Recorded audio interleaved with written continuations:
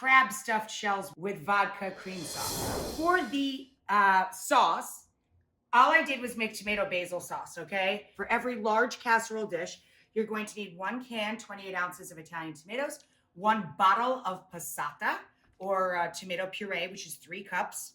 And you're going to start with 2 tablespoons each, EVOO, olive oil, and 2 tablespoons of butter. Melt the butter into the oil, add 2 cloves of crushed or chopped garlic.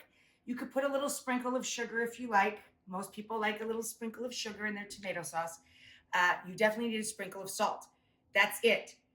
Butter, olive oil, garlic, 2 tablespoon, 2 tablespoon, 2 clove. Sprinkle of salt, add a pinch of sugar if you like, can of tomato, bottle of passata. Then, of course, we throw in some basil. When we're ready to assemble, we are going to add to the sauce about 1 cup of cream. So I have 1 pound of crab. I use king leg meat. You can use lump crab. Whenever we use crab, we must pick through it.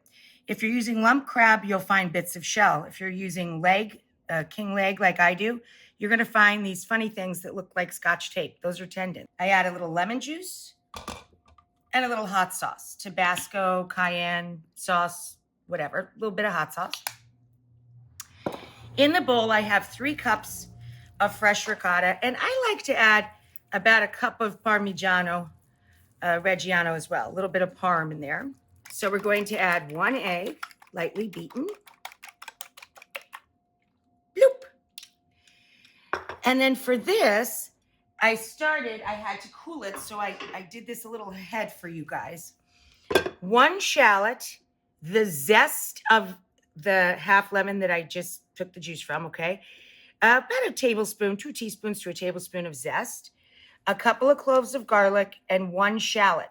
You cook that in a little butter or olive oil, doesn't matter. And then I added a whole bunch of this.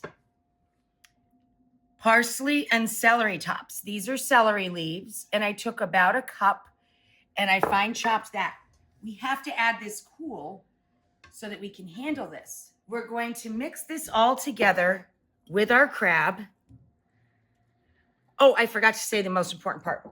I added a splash once the shallot and garlic were chopped up and softened up a bit. I added a fat splash of white vermouth. Here's the shells, guys.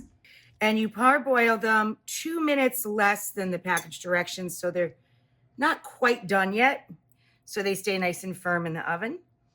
And I'm going to take half of the shells. See, I have them resting on a clean kitchen cloth with a little parchment to keep them moist so they don't get dried out. Coat the bottom of the pan with your vodka sauce. A good amount, because we got to finish cooking the pasta on the underside, right? We're going to take the shells and kind of overstuff them a little bit with your crab filling and put them cut side up, not down, so people can see a little piece. On the top, I've done like stripes of more of the vodka cream sauce and a little mozzarella cheese and a sprinkle of parm.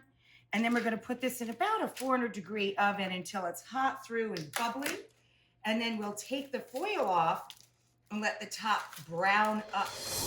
Okay, there's our crabby shells. I just take a few of the little inner leaves from the basil, tear them down over the top.